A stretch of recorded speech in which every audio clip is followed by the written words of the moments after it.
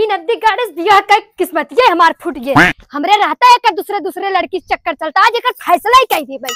आज रूपीपुरा गांव में एक चोर ने कल्लू की भैंस के साथ उसकी बीबी को भी लेकर भाग गया। कहो बाबू अब के चोरो सारे कितना छिनरा हो गए हैं।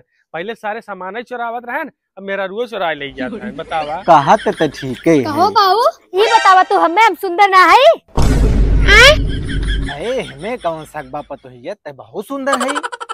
तभी बतावा हमें इन दिगाड़े हमरे रहते दूसरे से कहे बतियावत है। नहीं बाबू ये झूठ बोला था हम क्यों ना बतिया करे ना दिगाड़े हम झूठ बोलते ही मोबाइल इतना झूठ बोले 4 घंटा नींद में सिर्फ एक बतियाना है। ये फंस गया करे नहीं बाबू चुप एकदम चुप। अच्छा ही बताओ नीलमिक माई कल ही बेराम रही भली बा। तो